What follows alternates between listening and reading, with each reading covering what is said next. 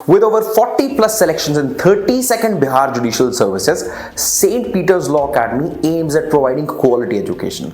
आपको पता है अगर आप अपनी तैयारी शुरू करना चाहते हो ना तो जिन चीज़ों की खोज आपको थी वो सारी चीज़ें लेकर हम आ रहे हैं आपके पास. Interactive classes, extensive test series जिसके अंदर ना सिर्फ टॉपिक मगर subject wise test, model test और मॉक टेस्ट भी इंक्लूडेड रहने वाले हैं. और तो और ये टेस्ट प्रीलिम्स और मेंस दोनों के लिए ही सेंट्रिक होंगे. साथ ही में पता है आपको एग्जाम ओरिएंटेड स्टडी मटेरियल रहने वाला है और वन ऑन वन मेंटोरशिप भी.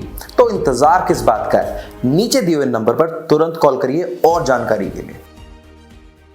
Hello everyone, my name is Shipra Chauhan and I secured rank 23rd in Bihar Judicial Service Exam 2023 and this was my first attempt.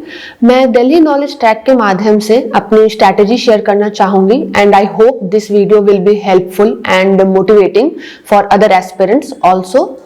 सबसे पहले मैं आपसे syllabus discuss कर लेती हूँ. बिहार में प्रीलिम्स में लॉ के पेपर 150 मार्क्स के होते हैं और जीके के पेपर 100 मार्क्स के होते हैं और मेंस में हमारे लॉ के पेपर 600 मार्क्स के होते हैं और जीके जीएस के पेपर 250 मार्क्स के होते हैं. आउट ऑफ विच 150 मार्क्स के जीके के पेपर होते हैं और 100 मार्क्स के हमारे जीएस के पेपर होते हैं और यहाँ पे हिंदी और इंग्लिश क्वालिफाइंग नेचर के होते हैं. उसके बाद इंटरव्यू हमारे 100 मार्क्स के होते हैं जिसमें बिहार में मिनिमम क्वालिफाइंग मार्क्स 35 है जो हमें सिक्योर करना होता है. और प्रीलिम्स में लॉ में हमारे 18 to 19 सब्जेक्ट्स होते हैं जिसमें कि आप कौन से सब्जेक्ट कितने मार्क्स के होंगे ये आप प्रीवियस ईयर देख के एनालाइज कर सकते हो. यहाँ पे मेरा एक सजेशन रहेगा, आप किसी भी सब्जेक्ट को इग्नोर मत करना क्योंकि प्रीलिम्स में एक एक मार्क्स इंपॉर्टेंट हो जाता है, इवन चाहे फिर वो 1 मार्क्स के क्वेश्चन ही उस सब्जेक्ट से क्यों नहीं पूछ रहे हो. जीके जीएस में आप फॉलो कर सकते हो, मैं आपको आगे बताऊंगी. प्रीलिम्स में लॉ में हमारे 18 to 19 सब्जेक्ट्स आते हैं जिसमें कि आप प्रीवियस ईयर देख के एनालाइज कर सकते हो कि कौन से सब्जेक्ट कितना मार्क्स कैरी कर रहा है. यहाँ पे मेरा एक सजेशन रहेगा, आप किसी भी सब्जेक्ट को इग्नोर मत करना फिर चाहे वो एक ही मार्क्स के क्वेश्चन क्यों ना पूछ रहे हो क्योंकि प्रीलिम्स में एक एक मार्क्स हमारे लिए इंपॉर्टेंट हो जाता है. और मेंस में हमारे यहाँ ऑप्शंस होती है हमारे पास कि हमारे एक कंपलसरी पेपर होती है which is procedural paper which consist of CPC, CrPC, evidence, arbitration and small cause court और हमें ऑप्शनल चूज करना होता है जिसमें से कि हम 5 में से 3 ऑप्शनल पेपर चूज कर सकते हैं as per the area of interest. यहाँ पे आप अपने इंटरेस्ट के अकॉर्डिंग सब्जेक्ट चूज करना, that will be helpful for your long journey. मेरी सब्जेक्ट थी, ऑप्शनल पेपर थे transfer of property act, Hindu law, Muslim law and commercial law. मैंने ये इसलिए चूज किया क्योंकि मुझे इस पेपर में इंटरेस्ट ज्यादा आ रहा था. Now coming to the strategy of this exam, सबसे पहले मैं अपने मेंटोर किशोर प्रसाद सर का थैंक यू बोलना चाहूंगी जिन्होंने मुझे थ्रू आउट गाइड किया और इंस्पायर किया. उनकी स्टडी से मुझे काफी कॉन्सेप्चुअल क्लैरिटी मिली और एक बेस्ट स्ट्रैटेजी मिली इस एग्जाम को क्लियर करने के लिए. So I am very blessed and very much thankful to Kishore sir. अब मैं आपके साथ रिसोर्सेज डिस्कस कर लेती हूँ जो मैंने फॉलो किया था इस एग्जाम में. प्रीलिम्स के लिए लॉ में मैंने अपने कोचिंग के नोट्स को फॉलो किया जिससे मैंने शॉर्ट नोट प्रिपेयर किया, मैंने बेयर एक्ट को फॉलो किया और मैंने एमसीक्यूज को एज मच एज एमसीक्यू मैंने सॉल्व किया. मुझे मेरे कोचिंग के साइट से एमसीक्यू कंपाइलेशन प्रोवाइड करी गई थी और आप परीक्षा मंथन भी फॉलो कर सकते हो, मैंने परीक्षा मंथन भी सॉल्व किया था. जीके जीएस के लिए मेरे रिसोर्स थे, हिस्ट्री में मैंने घटना चक्र लूसेंट को फॉलो किया था, ज्योग्राफी में मैंने सिर्फ घटना चक्र को फॉलो किया था. करंट अफेयर्स में आप किसी भी एक मैगजीन को फॉलो कर सकते हो, लास्ट 1 ईयर और 6 मंथ मोस्ट रेलिवेंट हो जाता है. मैंने एडुटेरिया और स्पीडी को फॉलो किया था.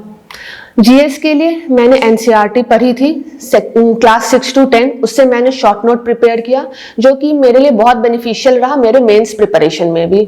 मैंने लूसेंट को फॉलो किया और साथ ही साथ मैंने घटना चक्र को भी साइंस के लिए फॉलो किया था. विद प्रीवियस ईयर, आप प्रीवियस ईयर भी साथ बाय साथ आप देख सकते हो. प्रीवियस ईयर एनालाइज करना बहुत इंपॉर्टेंट हो जाता है. इससे आपको ये पता चल जाएगा कि कौन सा क्वेश्चन, कौन से टॉपिक से क्वेश्चन पूछे जा रहे हैं, कौन सा टॉपिक इंपॉर्टेंट हो जाता है हमारे एग्जाम के लिए. प्रीवियस ईयर बहुत इंपॉर्टेंट है मेरे अकॉर्डिंग. मैंने प्रीवियस ईयर को एटलीस्ट 5 to 10 टाइम्स तो मैंने अपने प्रिपरेशन के ड्यूरिंग एनालाइज किया था. अब मैं आपके साथ अपने रिसोर्सेज को डिस्कस कर लेती हूँ जो मैंने फॉलो किया था. प्रीलिम्स में मैंने लॉ के लिए अपने कोचिंग के नोट्स को फॉलो किया, उससे मैंने शॉर्ट नोट प्रिपेयर किया, डायरेक्ट फॉलो किया था मैंने, और एमसीक्यू मैंने प्रैक्टिस किया था जो मुझे कोचिंग के साइड से प्रोवाइड किया गया था, और साथ ही साथ मैंने परीक्षा मंथन को भी सॉल्व किया था।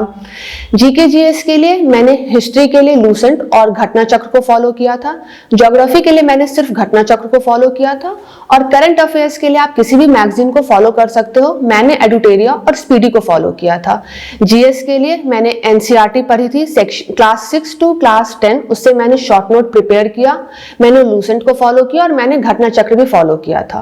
आप side by side previous year question देखते रहना, इससे आपको ये पता चल जाएगा कि कौन सा टॉपिक इंपॉर्टेंट है और कहां से क्वेश्चंस बन रही है। ये बहुत इंपॉर्टेंट होता है एक प्रिपरेशन के लिए कि हमें ये पता होना चाहिए कि कौन सा टॉपिक इंपॉर्टेंट है और कौन सा टॉपिक को आप लेफ्ट आउट कर सकते हो। मेंस के लिए मैंने लॉ के प्रिपरेशन के लिए अपने कोचिंग के नोट्स को थॉरोली स्टडी किया, उसे फुल्ली फॉलो किया, बेयर एक्ट्स मैंने फॉलो किया, और आप साथ ही एक स्टैंडर्ड बुक भी फॉलो कर सकते हो कुछ एग्जाम्पल्स, कुछ केस लॉज मेंशन करने के लिए। और जीके जीएस के लिए मेरे सेम रिसोर्स थे जो मैंने प्रीलिम्स में फॉलो किया था, अलॉन्ग विथ मैंने मेंस में प्रीवियस ईयर क्वेश्चन को बहुत इंपॉर्टेंस दी। मैंने 10 to 12 ईयर के जीके जीएस के क्वेश्चन को और लॉ के क्वेश्चन पेपर को सॉल्व किया, उससे मुझे बहुत क्लैरिटी मिल गई कि कौन सा टॉपिक बहुत इंपॉर्टेंट है, कौन सा टॉपिक उससे कम इंपॉर्टेंट है, कौन सा आप लीस्ट इंपॉर्टेंट है, आप उसे लेफ्ट कर सकते हो। इसीलिए मेरा सजेशन होगा कि मेंस में आप प्रीवियस ईयर को बहुत अच्छे से एनालाइज करना, क्योंकि वो बहुत इंपॉर्टेंट होता है। और इंटरव्यू की प्रिपरेशन मैंने fully under the guidance of Kishore sir किया, उन्होंने मुझे बहुत अच्छे तरीके से गाइड किया, उन्होंने मुझे स्टडी मटेरियल प्रोवाइड किया, और वहां मैंने एटलीस्ट बहुत सारे मॉक्स देके अपने कॉन्फिडेंस लेवल को बहुत हाई रखा। और साथ ही साथ आप जितने पॉसिबल हो सके आप मॉक दो, आप मिरर प्रैक्टिस करो, आपका कॉन्फिडेंस अपने आप एक सर्टेन टाइम के बाद बूस्ट हो जाएगा। ये मेरे रिसोर्सेज थे जो मैंने फॉलो करी थी, आप इससे वेरी भी कर सकते हो, आप अपने अकॉर्डिंग एक बार रिसोर्सेज चेक कर सकते हो और रिसर्च करके डिसाइड कर सकते हो। अब मैं आपको कुछ इंपॉर्टेंट पॉइंट्स आपके साथ शेयर करना चाहूंगी जो कि not only for Bihar judicial service, for any judicial aspirant बहुत इंपॉर्टेंट होता है पूरे अपनी जर्नी के लिए। सबसे पहले तो आप अपने प्रीलिम्स और मेंस की तैयारी एक साथ स्टार्ट करो, हो सके तो आप किसी एक अच्छे मेंटोर और गाइडेंस के अंडर के साथ आप प्रिपरेशन करो, वो बहुत हेल्पफुल हो जाता है। If it is possible then you should do this. मैंने अपनी पूरी preparation Kishore sir judiciary classes Patna से की थी, जो मेरे लिए बहुत बेनिफिशियल रहा। थर्डली मैं ये बोलना चाहूंगी कि आप अपने पूरी जर्नी में अपने अच्छे फ्रेंड्स बनाओ, आप उनके सराउंडिंग में रहो, that will surely help you. वो आपको पॉजिटिविटी और डिटरमाइंड होने में बहुत हेल्पफुल रहता है। प्रीलिम्स के लिए मैं आपको बताना चाहूंगी कि आप अगर एक बार प्रिपरेशन आपकी हो गई तो आप प्रीलिम्स में जितना हो सके आप रिवीजन करो, as many time as you can. उसकी कोई लिमिट नहीं है, जितना हो सके आप उसको रिवीजन करो। प्रीलिम्स में आप कोशिश करो कि आप डिटेल स्टडी करो, क्योंकि वो बहुत वाइड एरिया रहता है। उसके बाद मेंस में आप कन्फाइंड हो सकते हो, आप प्रीवियस ईयर एनालाइज करो, अच्छे से टॉपिक्स नोट डाउन करो अपने कॉपी में, उस टॉपिक के आंसर्स को अच्छे से प्रिपेयर करो। मैं आपको बता देती हूँ मेरे अकॉर्डिंग जो मुझे गाइड किया गया था, जो मेरे कोचिंग ने मुझे बताया था कि एक अच्छा आंसर कैसे प्रिपेयर किया जा सकता है। तो आप अपने आंसर्स में हेडिंग, सब हेडिंग्स, एग्जाम्पल्स अच्छे से मेंशन करो। आपका एक आंसर जो है बहुत प्रेजेंटेबल होना चाहिए। हमेशा आपके माइंड में आंसर लिखने टाइम ये चीज होना चाहिए कि मैं ऐसा कौन सा आंसर कैसे लिखूं जो कि मैं दूसरों से एज रख सकूं अपने आंसर में। तो आप अपने आंसर्स में सबसे पहले इंट्रोडक्शन डालो। इंट्रोडक्शन को आप 2 to 3 लाइन्स में कंप्लीट करो। फिर आप लॉ प्रोविजन डालो, आप उसे एक्सप्लेन करो। आप अगर उस लॉ प्रोविजन में कोई आप सपोर्ट कर सकते हो एग्जांपल्स के थ्रू, कोई केस लॉज, इवन लैंडमार्क हो, रिसेंट हो, आप मेंशन करो उसे। कोई इंपॉर्टेंट मैगजीम्स है आप उसको मेंशन करो। आप इंपॉर्टेंट मैगजीम्स के साथ स्टार्ट भी कर सकते हो अपना आंसर, वो और अट्रैक्टिव हो जाता है। आप कोशिश करो कि एग्जाम्पल्स या तो आप डायरेक्ट एग्जाम्पल लो, आप एग्जाम्पल अपने से भी फॉर्म कर सकते हो। और लास्टली आप अपने आंसर्स को कंक्लूड करो अच्छे तरीके से। कंक्लूजन बहुत इंपॉर्टेंट हो जाता है हर एक आंसर्स के लिए। और एक और इम्पॉर्टेंट चीज ये हो सकता है कि अगर किसी क्वेश्चन का डिमांड है और वहां पे अगर कंपैरिजन बन रहा है इंग्लिश लॉ और इंडियन लॉ में, तो आप उसे मेंशन करो। ये सारे पॉइंट्स अगर आप डालोगे तो आप हमेशा अपने आंसर्स में एज रखोगे। सॉरी मुझे मेरे मेंटर ने बोला था कि आप अपने मेंस के लिए मेंस आंसर राइटिंग को कम से कम 5 to 7 टाइम्स अपने हाथों से लिखो। जब आप अपने हाथ से लिखोगे तो वो आंसर्स आपके अपने हो जाते हैं, और मैंने उन्हें फॉलो किया। मैं अपने आंसर्स को 5 to 7 टाइम्स लिखी और मुझे सारे आंसर्स मेरे हाथ और मेरे माइंड में क्लियर था एग्जाम के डे पे। इसलिए मैं आपको सजेस्ट करना चाहूंगी कि आप मेंस के लिए आंसर राइटिंग बहुत इंपॉर्टेंट हो जाता है।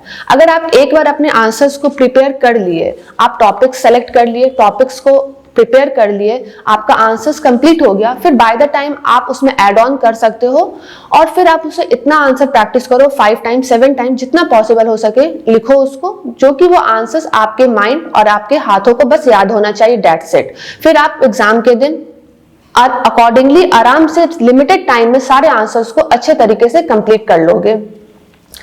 लास्टली अकॉर्डिंग टू मी, इस एग्जाम को क्रैक करने के लिए कुछ इंपॉर्टेंट पॉइंट्स और हैं जो मैं शेयर करना चाहूंगी। सबसे पहले तो आप अपने मटेरियल डिसाइड करो, और एक बार अगर आपके मटेरियल डिसाइड हो गए then please stick to that material through whole journey.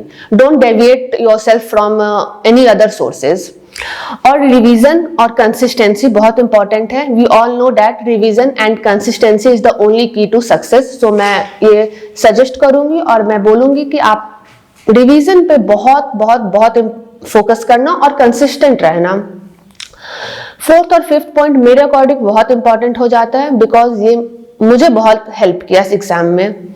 आप ये हमेशा कोशिश करना कि जो आप पढ़े हो आप उसमें बिल्कुल भी गलती नहीं कर सकते हो, आप उसमें गलती की कोई गुंजाइश मत छोड़ना। आपकी एक्यूरेसी बहुत अच्छी होनी चाहिए और एक अच्छा टाइम टेबल और एक अच्छा स्ट्रैटेजी, ये 2 चीज आपको श्योर सक्सेस दिलाएगा इस एग्जाम में।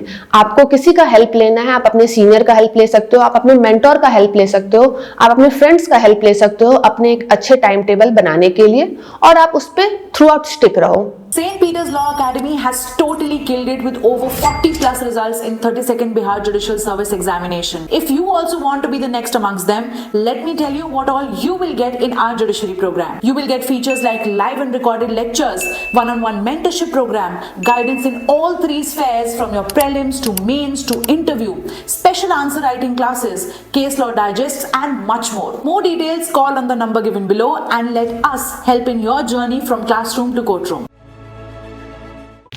इंटरव्यू की प्रिपरेशन मैंने fully under the guidance of Kishore sir अपनी कंप्लीट की थी। उन्होंने मुझे बहुत अच्छे तरीके से गाइड किया, उन्होंने मुझे स्टडी मटेरियल प्रोवाइड कराया और मैंने मॉक्स दिया। आप इंटरव्यू के लिए मिरर प्रैक्टिस कर सकते हो, आप मॉक दो जितना पॉसिबल हो सके। आपका अगर एक बार कंप्लीट हो जाता है प्रिपरेशन, उसके बाद अपना मॉक देना आप स्टार्ट करो।